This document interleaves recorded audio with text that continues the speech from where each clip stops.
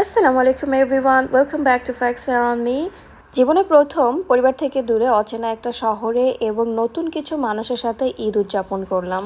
ঈদটা শুরু করি ঈদের নামাজ দিয়ে। আমরা চলে যাই ওয়ালি পার্কের পেরি পার্কে, যেখানে প্রায় বলতে পারো সিডনির সবচেয়ে বড় একটা ঈদের জামাত হয়ে থাকে। তো সেখানে চলে যাই সপরিবারে। আমার এইবারের ঈদের সবচেয়ে বড় আকর্ষণ ছিল ঈদের নামাজ। বাংলাদেশে থাকতে ঈদের নামাজ পড়েছি জাস্ট গুটি কয়েকবার, তাও খুব ছোটোবেলায়। যখন একটু বড় হতে লাগলাম তখন বাবা মা আর একই সাথে সপরিবারে ঈদের নামাজে নিয়ে যেত না, যেহেতু এটা খুব একটা প্রচলিত না আমার দেশে। ঈদ হচ্ছে সকল রোজাদারদের প্রতি আল্লাহ তাআলার একটা উপহার, এবং এই উপহারের সবচেয়ে বড় রহমতপূর্ণ অংশটা হচ্ছে ঈদের নামাজ বা জামাত। আর এই আনন্দ থেকে আমার দেশের বোনেরা সব সময় বঞ্চিত হয়ে থাকে। আমি জানি না কেন এটা ট্র্যাডিশন হয়ে গেল আমার দেশের। একটা নন মুসলিম একটা দেশে এসে আমি ঈদের নামাজ বা ঈদের জামাত আদায় করতে পারলাম, সকলের সাথে কোলাকুলি করলাম, ঈদের আনন্দ বিনিময় করতে পারলাম। এটা যে কী পরিমাণের একটা সৌভাগ্যবান ব্যাপার আমি তোমাদের বলে বুঝাইতে পারবো না।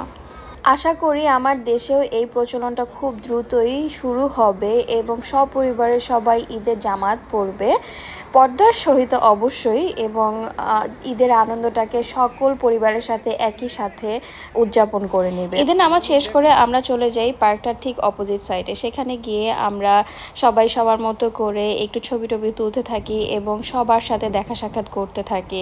মজার ব্যাপার হচ্ছে এটা সিডনির এক অন্যতম বড় ঈদের জামাত হওয়াতে এখানে প্রায় পরিচিত অপরিচিত সবাই চলে আসে। যাদের সাথে দেখা করার কোনো প্ল্যানও ছিল না তাদের সাথেও দেখা হয়ে যায় এবং অনেক ভালো লাগে ব্যাপারটা। অ্যান্ড দেখো সবাই কি সুন্দর করে সব পরিবারের সবাই ছবি তুলছে এবং ভালোই লাগতেছে আমার ব্যাপারটা। তারপর চলে যাই আমার হাজব্যান্ডের এক কাজিনের বাসায়।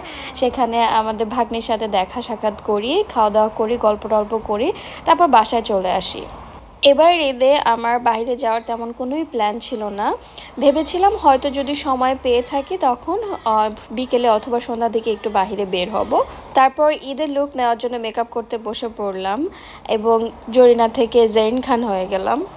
মূলত দুপুরবেলা থেকেই আমার বাসায় গেস্ট আসা শুরু করে এবং তাদের জন্য আমি ভাবলাম আগে নিজে রেডি হয়ে নেই এবং নিজের ঈদ লুক সেটা একটু ক্রিয়েট করি। মূলত আমার এবারের ঈদে ভীষণ মন খারাপ ছিল, কজ ছোটোবেলা থেকে পরিবারের সাথে বড় হয়ে উঠেছি এবং বিয়ের পরও একটা পরিবারের সাথে অনেকগুলো বছর থেকেছি, কখনোই একাকী থাকা হয়নি, অভ্যাসটা নেই। ও আচ্ছা, ঈদ উপলক্ষে কিন্তু আমি রান্নাবান্নাও করেছি, ফুচকা করেছি, জর্দা সেমাই, ফিন্নি, তারপর চটপটি করেছিলাম, সাথে 2 রকমের টক, সাথে ছিল তেহারি এবং সর্বশেষ ফিশ কাবাব। আলহামদুলিল্লাহ আমার বাসার নেইবার্স, আমার কিছু কলিগস, আমার কিছু ফ্রেন্ডস সবাই আসে ঈদের দাওয়াতে আমার বাসায়। আর আমার এই স্পেশাল এই ফ্রেন্ডটা সে আসে রাত 11টার দিকে জাস্ট আমার সাথে দেখা করার জন্যে। ঈদ মানেই তো সেমাই আর গোশত খাওয়া না, ঈদ মানেই সবার সাথে দেখা করা, আনন্দটাকে ভাগাভাগি করে নেওয়া। তাদের সবাইকে অসংখ্য ধন্যবাদ যারা তাদের ঈদের আনন্দটা আমাদের সাথে ভাগাভাগি করে নিয়েছে।